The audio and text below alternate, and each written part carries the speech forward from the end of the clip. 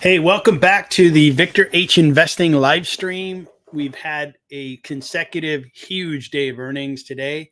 I can't say that today was bigger than yesterday. Yesterday was huge, man, overload. But today is pretty massive. We had Meta reporting after the market closed. I wanted to go over Meta and a couple of other companies. I see I've got a attendee. I don't know that I recognize you, G-Man C01. Can we go over Ternium today? I'd love to go over Ternium. That's one of my stocks, and happy to go over TX. We'll go into detail on that one.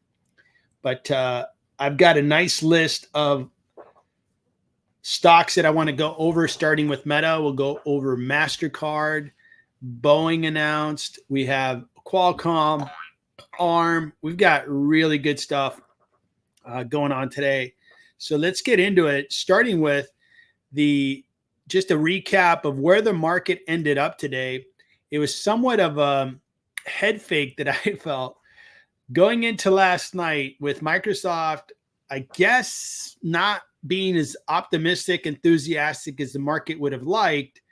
It sold off, and it sold off upwards of 6%. And today it didn't end that bad. And the market really rallied today. The NASDAQ did really well.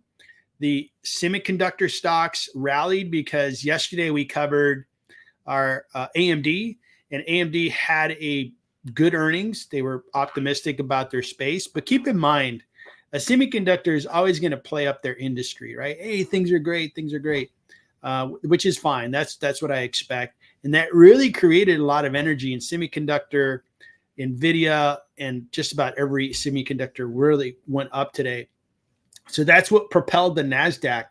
The Russell didn't keep up with the NASDAQ. The S&P, probably because the big heavyweights were probably up today, including Meta, including all the big companies, except for Microsoft. I think Microsoft was down. The Dow didn't keep up. Microsoft was down. That's part of the Dow components. So it was an interesting day, and it's a back-to-back day of just really big earnings. So let me get into it. And it looks like Mr. 123 Cheetah cover Uther. It was down 8%. I saw that, and I'd be happy to cover that. I'm glad you brought it up because I did some homework on that one, and I'm ready to go on United Therapeutics. I bought $1,000 of shares today of United Therapeutics, so that's kind of tipping my hand on what I'm going to say about that company. All right, so let's get into it. Let's get into Meta. So Meta, I don't know that anybody needs an introduction of this company. It is a massive $1.2 trillion company. And tomorrow there looks like if it holds this gain, it's going to be 4% higher. So we'll see if it does. It is a nice company with a PE of 27. I think that is a deal. It's a growing company, leader in their space, all kinds of good stuff. So it's a strong buy by analysts, and they think it's 8% discounted, soon to be 4%. Let's look at their earnings. Let's start there, and then we'll do some more analysis. So first and foremost, their revenue in the second quarter, grew 22%. Bingo. And their cost did not grow in the same proportion. That's a double positive. Overall, their net income, their profitability went up 73%. Awesome numbers from Meta. Their family daily active user metrics increased 7%. Very good. So it's a fabulous, headline kind of earnings.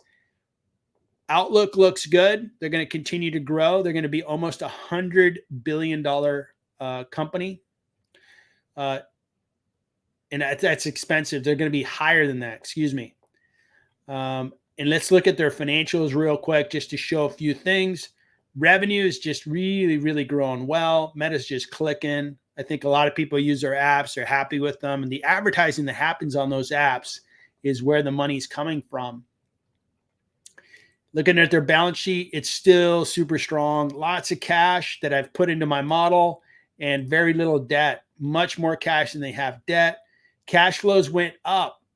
Cash from operations went up $7 billion, yet their CapEx did not go up in the same proportion. So their free cash flow is really growing, which is awesome. So all those things, keeping those things in mind, let's take a look at their valuation and see what I think Meta is worth.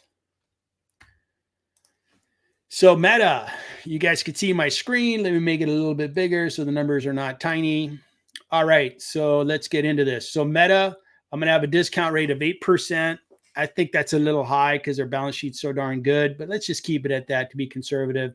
I'm going to grow cash flows in the first 4 years by 8%. I'm going to have a starting point of last year's number plus 8%.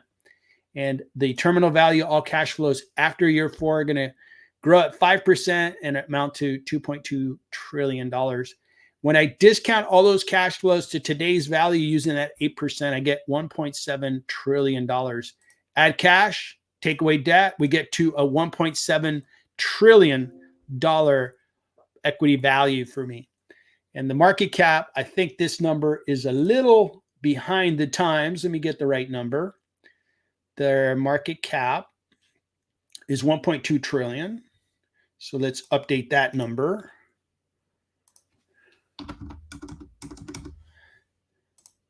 And the stock price should be close. I did update that. Overall, based on free cash flows, Meta is still discounted by 40%.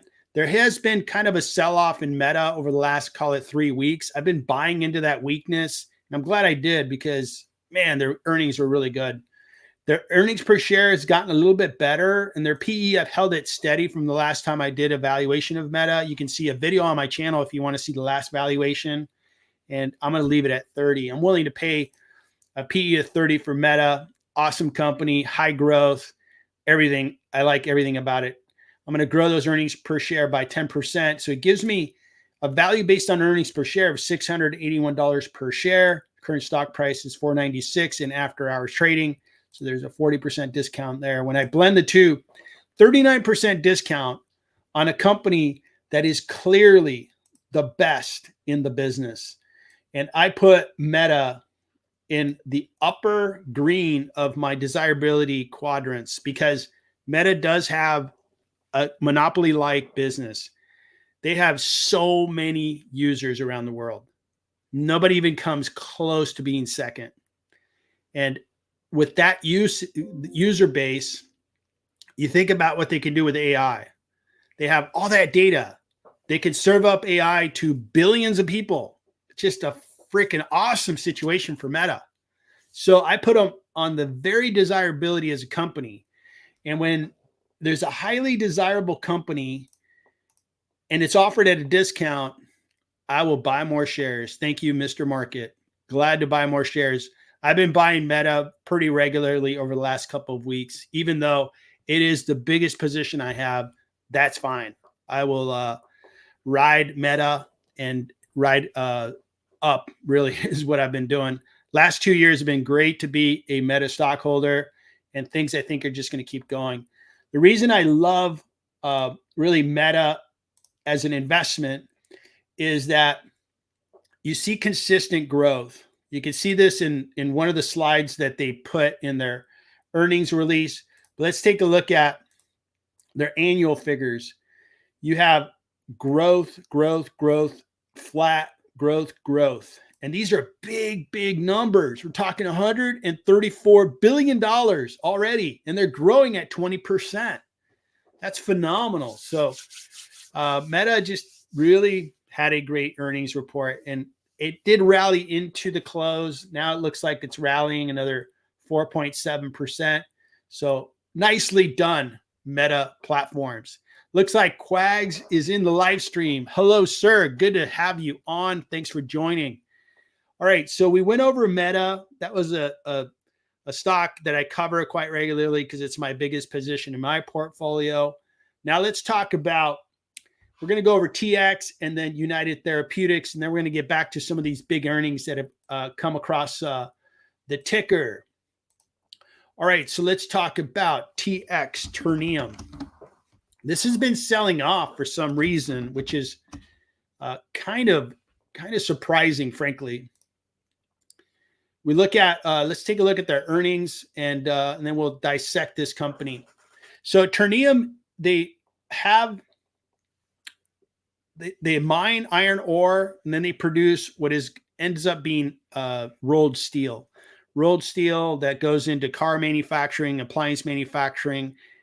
Most of their operations are down in Mexico, so they're benefiting from the nearshoring aspects of their economy, exporting into the United States, which is just directly north of their operations in Monterrey, Mexico. So it's a good business. I like a lot of trends, which is a lot of businesses are moving from China to Mexico to take advantage of the nearshoring. And the geopolitical tension between China and the U.S., kind of drove companies to move. And I don't know that geopolitical tension is going to go away anytime soon. So it's a really good move for businesses to go down there. And I think Ternium is in a really good geography. So let's take a look at their earnings release. So we'll go to their investor homepage. All right. There are no comment. Okay. So press releases.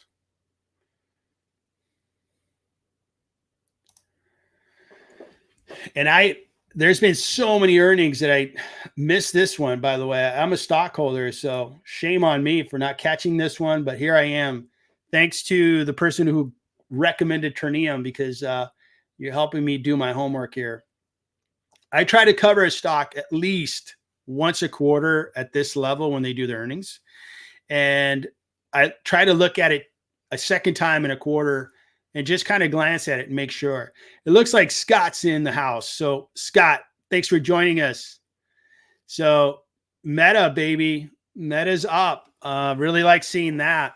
So we'll see if it could keep rising. I think it should. I don't know what's going on with my request to see their earnings. So let me try that again.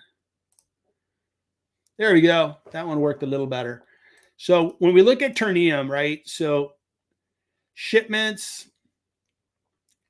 and I'm going to compare volumes, and I'm also compare revenue, because sometimes a company will produce more volumes because it is a steel producer and they're dependent on the commodity prices. So, all right. So we're looking at shipments, and this is my first time looking at this. So bear with me. I got to do some reading and then interpret it. So, okay, that's good. I like seeing comparisons. I don't think I'm alone in that. So we look at second quarter 24 compared to the first quarter. It's down a little bit on the shipment side.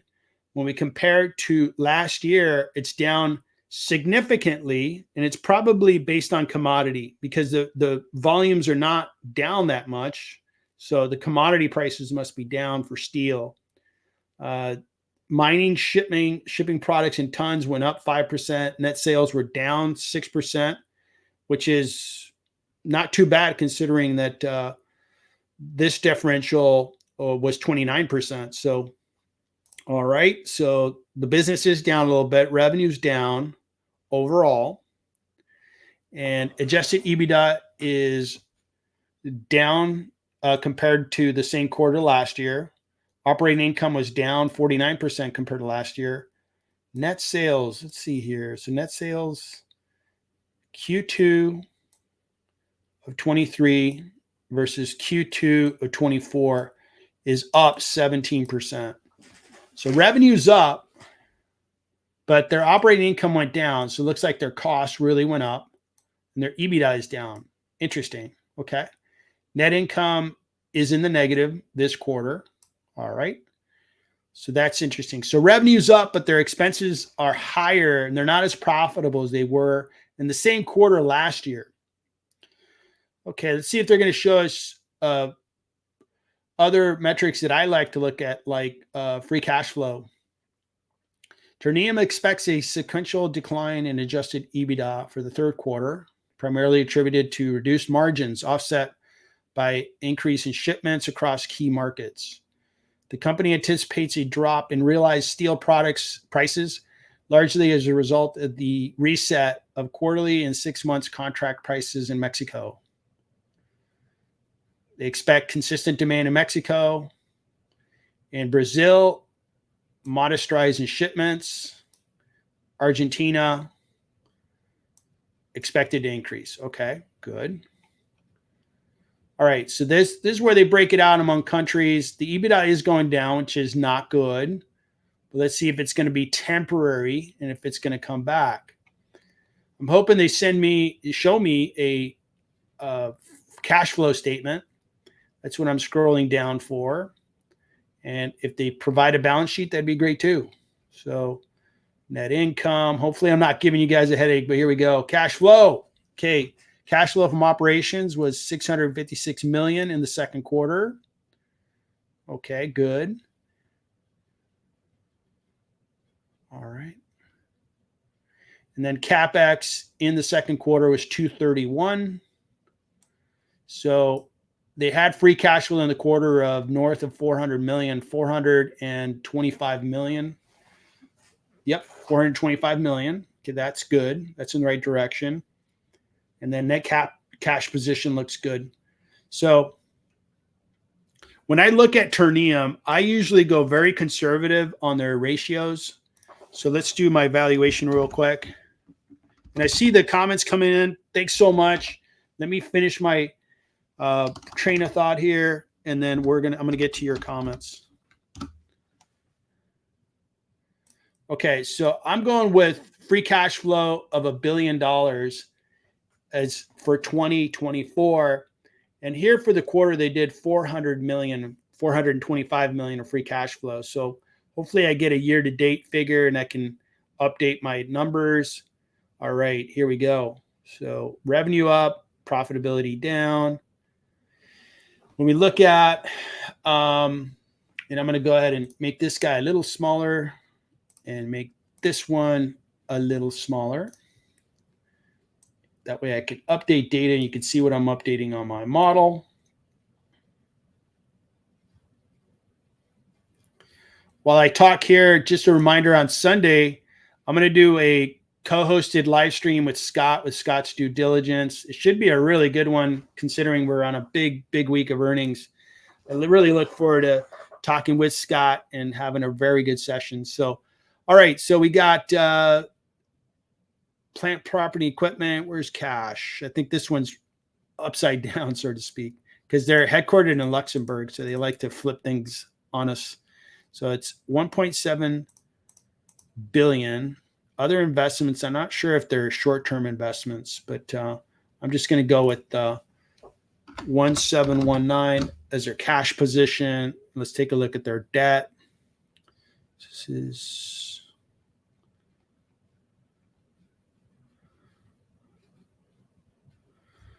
so borrowing 752. So 752 on borrowings. Is there any more debt?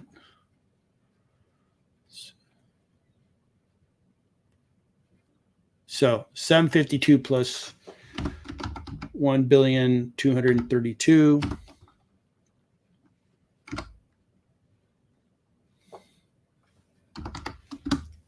All right. So equity value based on the forecast that I have for this company, and let me double check their cash flow here. So cash flow. So operating cash flow for the first half is 1.1 billion of operating cash flow. CapEx 858. So they're falling behind on the number that I have there for them. My number might be a little too optimistic. At this rate, we're at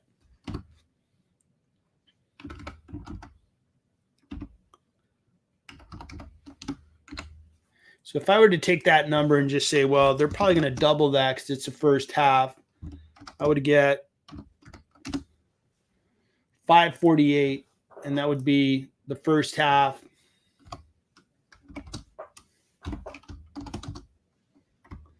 times 2. All right, so that is pretty tight there. Now let's look at their stock price. It's 34.68, and their market cap is 6,810,000,000. Oh.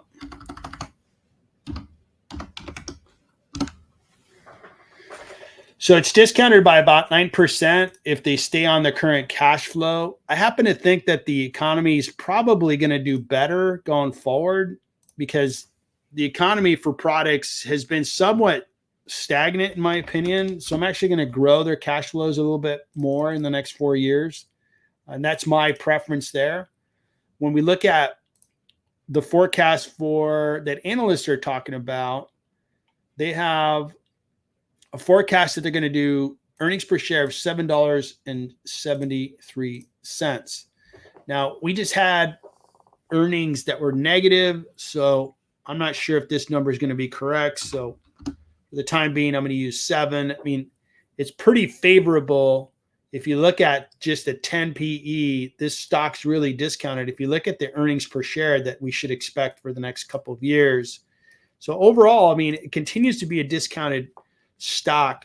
The thing about Ternium is that it's really pegged to commodities. So if commodities and materials start to rally, this stock's going to rally. I like them as a long-term player. And the reason for it is in my desirability, right? I really like that they're down in Mexico near shore. That gives them an advantage against other commodity producers. Let's say you produce it in Australia. You got to ship it across the Pacific to get it to the U.S. Or in China, you have to ship it across the Pacific, and you have the tension with the U.S. government. So I think I'm not quite, that bullish on it. I think they're probably just touching the green because they have some geographic advantages that, hey, they produce their product, they put it on a train and ship it north into the United States. That's an advantage for the company. So those are my comments on TX. I continue to think it's a really good stock. I'm not buying more TX because I own somewhere in the neighborhood of $40,000 of TX. I'm good with that. If I owned less, let's say 20,000, I'd probably buy. And a good reason for it is they pay a really nice dividend. And I have this as part of my portfolio where I reinvest the dividends. They've been paying just a really healthy dividend. The stock price has been selling off. You can see that sell off. But this stock, way back when it really went up nicely. I'm expecting at some point that's going to happen again. We'll see when it does. I think if the economy improves, TX should see better days. So hopefully you found those comments interesting. Let's go over some comments, and then I'm going to get to United Therapeutics. So I think I left off on Etsy. Up on earnings. That's awesome. I know that you were you evaluated Etsy. You were optimistic about that company, and I'm glad that it's gone in your favor. What company are you looking at? Just joined. Sorry, I couldn't keep up with the chat as well as doing the video. So steel spot prices are down, 12 over the last 12 months by 30%, and that's what's causing these losses. That's what's tough about producers like TX is you're looking at commodity prices. Steel prices have not been this low since 2016. Wow. What the heck's going on? I thought, cars were selling and so forth. Maybe because so many appliances, there's like a recession in appliances if you look at Whirlpool and so forth. We'll see. IFRS shows assets. Cool. Okay. Interesting. Thanks for those comments. So it may struggle for a while. I'll think about that and see if I want to stick around for that 10% or 9.5% dividend. I like the company. I think it's well operated. I like some strategic advantages from it. It's the only stock that I have of its type. So we'll see how it goes. What do you think about Virtu, the potential market volatility? Glad to talk about that one. I think Virtu was up big time today. Let's take a look. All right. So the next company up to bat is going to be United Therapeutics. And they were down. They sold off. I did do complete analysis on this guy. Geez, what happened after hours? Wow, down 29%. Am I reading this right? But they already announced their earnings. So is there like news on United Therapeutics, like something really bad happened to them?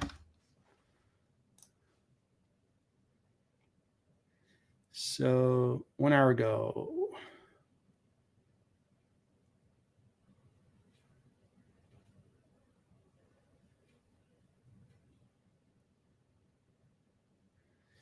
Sales top estimates.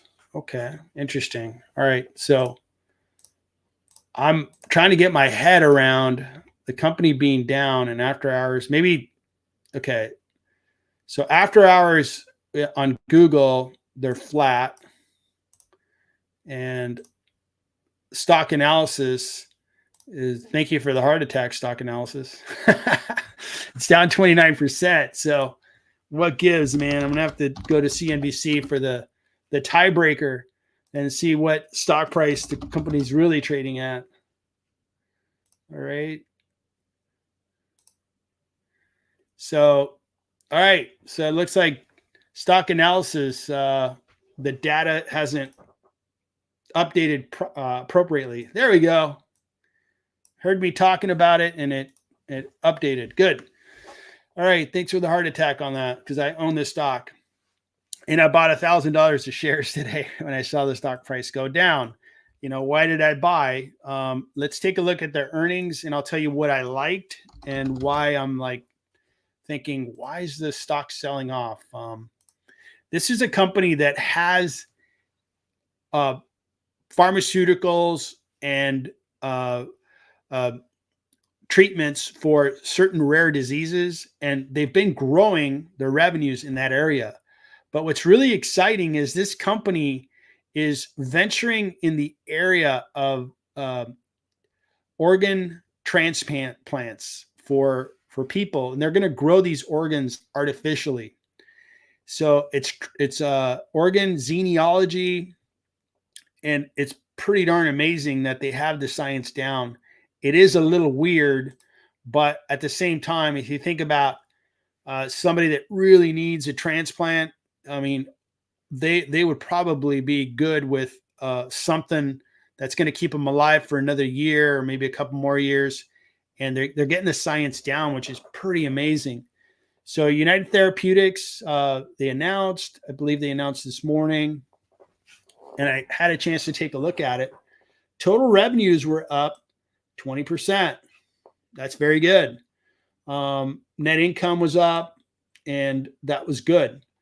When we look at, there's all their products, and they continue to invest in their pipeline of both drugs as well as these organ transplants.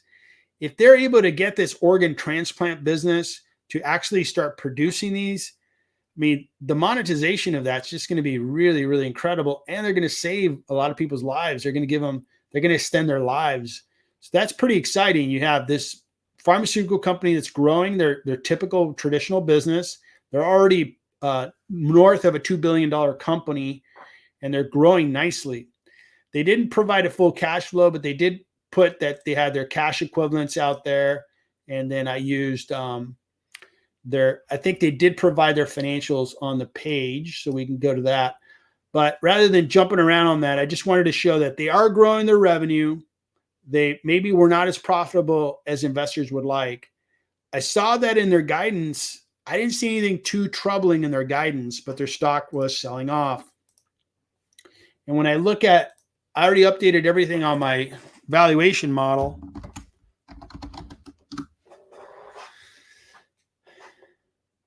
And except for the stock price, I may have to update that. So let's take a quick look at that. So current stock price, let's call it 311. And I mean, I showed really good discounts for this company because their cash flows really support the stock price. In fact, it's discounted by 57%. The earnings per share really support the stock price. And so this is a good company. It's probably a small cap, depending on how you define small caps these days, but it's a $14 billion company. Now, the kicker again, if this organ transplant business really takes off and becomes something, that's a bonus on top of this company. So I'm glad I'm a stockholder, and I bought $1,000 a share of United Therapeutics. So I'm still really good with this stock. Again, I'm an individual investor. Please don't take any of my comments as advice for you financially. Do your own research, make your own decisions on which stocks you're going to buy, hold, or sell. Okay. But that's what I'm doing with United Therapeutics. I bought $1,000 more of that company, and I'm glad to grow the position. Right now, I'm sitting on a gain because I've bought at the right times, and hopefully I can build this, up to maybe a $25,000, $30,000 position by buying and watching the stock appreciate. All right, next one up is going to be Etsy. And let's catch up on my comments here. All right, so you need to finish your PayPal video. I created a PayPal video. I thought their earnings were good. I covered PayPal yesterday, and glad to see that PayPal had a good earnings and the market recognized it. And PayPal did stand tall on a day when all other stocks were selling off, it seemed, especially in the NASDAQ. And today it continued the rally. I believe PayPal continued their rally today. Let's take a quick peek. Yeah, they were up 2.79, 2.78. But you can see that yesterday they just flew up and then they continued to go up today. So very good. Looks like they might give back a little bit. But hey, over 2 days, having a nice rise of probably about 10%, I'll take it because PayPal has been a long time coming. You see this stock chart, you're like, holy smokes, man, what happened? But hopefully they have really easy comparison. It's just been choppy for about a year. I think with the right, visibility to investors where this business continues to grow, it's not like a dog business. They grow their business. They've been growing their top line revenue year after year. I mean, what else can you ask for from a business? You're growing your top line, great. They keep generating really good free cash flow. That's also great. So the fundamentals I like of PayPal, I think just the big collapse in the stock price, and I would agree that the stock price was overpriced way back when. Okay, let's get that behind us. This is the company. They keep growing their revenue. They keep growing their free cash flow. I am a buyer of PayPal stock. All right, so Etsy. Etsy is the website that allows people that make art and individual crafts and kind of unique items, and they sell them to people. We have a cousin that this is her business. She's a really good artist, and she makes all kinds of stuff for people, and she thrives on Etsy. She really likes it. She's also getting on Facebook. Facebook has a marketplace where similar things could be sold. So be aware of that Etsy, I think some of the fear in Etsy might be that, hey, well, obviously Amazon is the big, massive gorilla in the space, but also Facebook provides a similar marketplace where it could begin to compete against Etsy and maybe rub out, this or be a competitor in the space. And that's a massive competitor. So I think that's one of the concerns that I would have with the stock, but it's had a nice 30 days. It looks like the stock is up slightly in the after hours. I wonder what their earnings were all about. So it looks like their earnings came in the higher end of their guidance. Happened in 1 hour. I think Scott really likes it because they're from Brooklyn, New York. I'm sure that just helps him liking it more, since I believe he's from New York. So Etsy announces, okay, so it looks like earnings were good. My valuation of Etsy just kind of breaks down because when I look at their cash flow, let's take a look at their cash flow. So free cash flow is 700, and their growth rate is been good, but not, record breaking. It was growing really fast, especially around COVID when people are staying home making crafts and buying stuff from each other with that COVID relief money that everybody is getting. But ever since then, growth has really come down. So the best I can do is maybe hit that number with like 15 as a multiplier, 700,000 times 15. And I would get to roughly $11 billion as a valuation. These guys are at $7 billion. That's a pretty good deal, actually. Now, looking at their earnings, let's take a look at Etsy earnings. Small caps have kind of kept me on my toes because I had some small caps that really didn't do anything, and I wasn't really eager to buy more small caps because they weren't performing very well. So I think that's part of my reluctance with Etsy and other companies that are small. I'm really picking my spots. Revenue. Okay. The last 3 months, revenue increased by 3%. Okay, that's good. But again, not breaking any records. So revenue total, gross profit went up a little bit. Net income went down 14%. All right. For the first 6 months, revenues increased about 2%. Okay, not a lot of growth. So that's kind of weird because they're not a massive company, right? The revenue is, for the first 6 months, 1.3 billion, call it. So growing on that kind of number shouldn't be overly difficult. So that's one signal that, man, are they going to stop growing? Why aren't they growing any faster? So that's the case there. They were at about a $700 million free cash flow rate. See, assets, they have roughly about this is probably in thousands. So they probably have about close to $1 billion in, actually right at $1 billion of cash in short-term investments. And they have 2.285 in debt and nothing in the current. Okay. So they have 1 billion of cash and close to 2.3 billion in debt, which isn't too bad. Their EBITDA can probably cover that in less than 3 years. And cash flow. Okay, so for 6 months, cash from operations looks good, grew nicely. They grew about $29 million of free cash flow. On that number, that's going to be about 13, 14% growth. Plant, property, and equipment, CapEx, not a lot. So they have free cash flow for the first 6 months of $214 million. Okay. So I think Etsy's, interesting. I think I'm going to put it on my, research list. I think it's showing enough to maybe do some more homework, especially if small caps really begin to work. And it looks like the last month for Etsy has been a good month for them. Small caps began to work with the lowering of interest rates, and this one's really catching some momentum. It really needs it because it's been going down for a while. The one thing I have a concern is they should be growing at a faster rate. The economy's doing okay, and I'm not sure why they're not growing more revenue.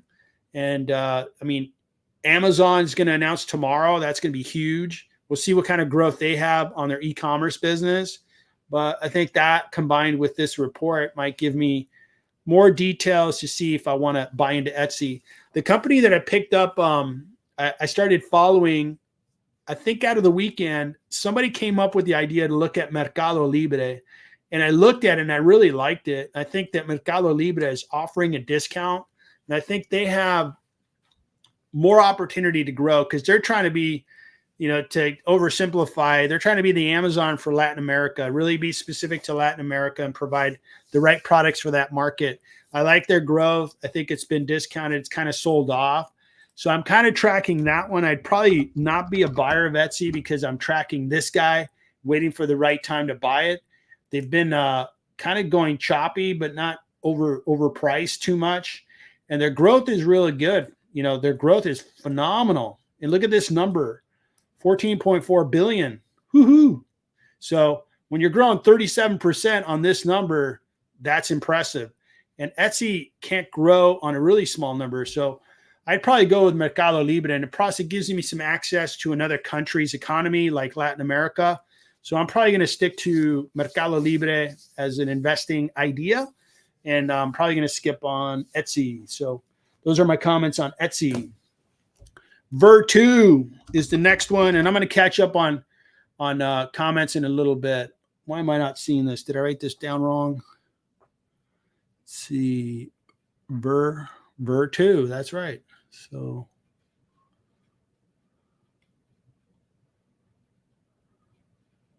do you have a different symbol for Ver2? Because I'm not catching it here. So Virtu. Yeah, here it is. Virtu Financial. Vert. Okay. So Virtu Financial operates financial services companies in the U.S. Internationally, operates through two segments: market making and execution services. Okay.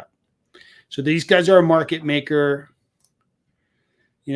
This isn't an industry where I totally understand the industry, so I kind of stay away from companies like this. I'm just going to look at the fundamentals, but I would say that I don't invest in something that I don't understand. I don't understand these guys. I think smarter people than I am know this business. I just kind of stay away from it because I'm afraid of it, because you have these really big drops and seen a nice rise, but let's look at the fundamentals. So they pay a nice dividend. They're a small company. They really depend on interest dividend, probably services income as well. They have been losing money, or I should say revenue. So year ending. So here's the revenue growth. So I guess they put their revenue line down here. Okay. So you can see that they were bigger a couple of years ago. They lost revenue again. They're beginning to grow. So you might be able to catch this company as they begin to grow, which wouldn't be a bad time. I think that's why the stock's been really appreciating. So that looks interesting. If we look at free cash flow has always been positive. That's impressive. So they're always able to generate some free cash. And it is also growing. If you look at the most recent quarter, it's probably going to be growing because the trailing 12 months is positive. So they kind of hit a low point, and they might be coming out of that low point. So that looks interesting. Balance sheet, cash looks to be about, call it 700 million, and debt is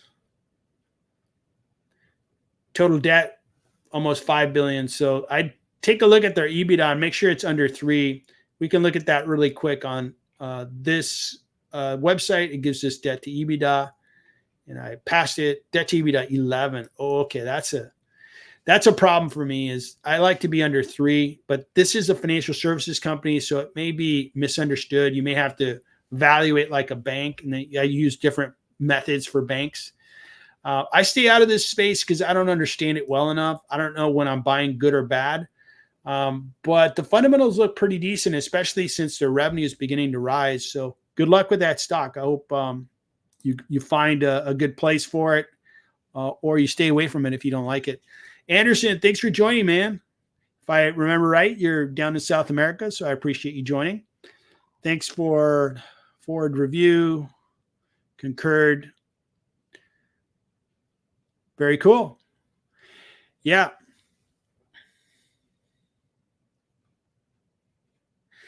So covered B4. So what's B4? Okay. Stellantis. So I like Ford over Stellantis, and Ford over Tesla. I've covered Tesla and Ford and GM way back when. And I kind of, the car business is really tough. I tell you that the PEs on the car business are super low, and I don't think they're going to change anytime soon. So I have to be realistic and not invest too much in that space, because although those companies produce really good revenues and cash flows, the market just doesn't value them like it values a technology stock or something like that, or maybe a biotech stock. So I'm careful with car companies not to overinvest. And Porsche and VW, I mean, you look at these companies and they're big companies that generate a lot of free cash, but as mentioned, they just don't get valued like the rest of other sectors, right? Other industries. So I'm careful with it because, I'm not going to fight the whole market. I'm going to pick spots where I think, good fundamentals. It should rise because logic will win out and the market will recognize that a company is undervalued. The car business so far, especially Ford, I shake my head and go, geez, man, the company just keeps getting better from a valuation perspective, and the market keeps selling it off. So it's bizarre to me. Yet at the same time, Tesla, their CEO could say something clever and the stock doubles. It's crazy. All right. So we covered those stocks. Let's kind of return to some of the earnings that came up. And I think I've got another 15 minutes to go. The earnings that I thought were interesting to go over were Qualcomm. I'd like to go over Qualcomm and ARM because, the semiconductor business is just super hot right now. So let's take a look at Qualcomm. I owned Qualcomm not too long ago, and I sold it at a nice gain. The stock's been really rising nice. I thought I was doing the right thing. I sold, and then it's really come down. So if you look at the last month, it's actually been coming down. It did well today, along with a lot of semiconductor companies. I believe it announced their earnings. So let's take a look at their earnings report and see what the deal is. So Qualcomm. All right. So earnings, that's the webcast. Q. Okay, we're going to look at this guy. So I'll open that guy up. Where's their earnings? But here's the earnings release. Very good. Let's take a peek. So the headline, third quarter. So revenues for the third quarter, it went up 11%. That's good. Very good for Qualcomm. I believe some of the headlines that I've read is their mobile phone business is doing really well. Qualcomm is really good with its smartphones and so forth. That's where their chips end up. Net income is up 18%. So very good. Very good earnings. The revenues, now they're breaking out their segments. Don't need to go that far. All right. So their handsets up 12%. Automotive, wow, it's a small number, but it's up 87% on a small number. So we don't need to pay too much attention to that. The main business is around handsets. So that's where the money's at for this company. Cash went up nicely. So very nice. They're keeping more cash on the balance sheet. Short-term debt's at $1.3 billion, and then long-term debt, $13 billion. So they're up to about $14.5 billion. And they have almost that much cash. So good, solid balance sheet. When we look at their cash flows, cash went up from operations, went from 7.2 billion up to 9.5 billion. CapEx wasn't a big number. So their cash flow is actually trending even higher. Very good. So let's take a look at my valuation. I do have a valuation for Qualcomm because it's a stock that I just owned and I'm still following. So on Qualcomm, I'm going to update a few numbers just to kind of get in the ballpark. I'm not going to do a full valuation because we're short on time. So the market cap of the company now is 201 billion 940 million, and the stock price currently is $180.95. Okay, so it's showing a discount of 13%. When I sold the stock, I sold it at a higher price. I sold when the stock was probably closer to here, and then the stock started to go down a little bit. But it shows a small discount. The based on earnings per share, the earnings per share that is being projected by analysts is $10.13. They're probably going to do that number. It's growing company 24. The growth is maybe optimistic there. Okay, so it has a decent discount. The one thing I would say about Qualcomm is that they're in the mobile phone space. So I would expect that Qualcomm's going to be a consistent appreciator, and I believe they pay a nice dividend, but it's not going to break any records. I don't feel that's going to be a big gainer. Actually, their dividend's a little small. I'm buying into Intel. I bought Qualcomm. I think it's a quality company, but I bought at the right time. I got out of the stock and made good money. So thank you very much, Mr. Market. Would I come back into Qualcomm? Yeah, if they offered a way lower price, like $100 a share, which was the case, about a year ago, I guess, or closer to $100 a share. So if this stock were to sell off and come down, and that's very possible, I think the semiconductor space is really overpriced. I've been saying that for a while, for a couple weeks. I think, that theory was being played out, and then today happened, and Nvidia went up about 12%, and it knocked me back a little bit. I'm still positive on I see the comment there, cinematographers.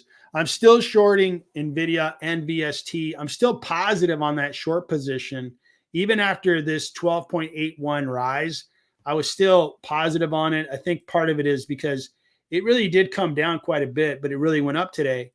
Now, Nvidia, no matter how you look at it, people are just, believing in the company and abandoning fundamentals, because any type of fundamental analysis would kind of lead you to, wow, these guys are going to have to get really lucky and operate flawlessly.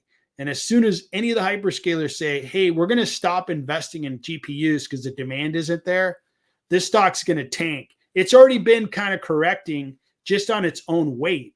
So we'll see what happens. I'm still in the short position. I'm going to stick to it till the end of the year. Unless I lose 30%, I'm probably going to sell. Or if I gain 30%, I'll probably sell it and just take the money. So we'll see what happens there. But that's my short on Nvidia. I'll do a video shortly after the month. Well, the month is over. So I'll do a video soon, and I'll put it on the channel just to give everybody some more insight. What's funny is the stock's really gone up and down, but I'm kind of back to where I started. So right now I'm up like 2-3% on the short position, which is not too far off. But at one point I was up like 15% on Nvidia. Looking at the other company, VST, I think VST was up big today. Vistra. It was up 15%. I'm still positive on Vistra. I'm up by like 5% or so. And the reason for the big jump is that the cost of power that was sold, I think it was auctioned off, was really favorable, which is great. But this is a utility. This is what utilities do. You see this graph down here. They're kind of flat. And then all of a sudden, people started to think, oh, utility company is going to be worth a lot more because of AI. And it's worth a lot more. In the last year, this thing's up 183%. I just doubt the whole thing. I think at some point, it's going to be realized that, hey, this thing's pretty much hyperbolic, and it's going to come down to earth.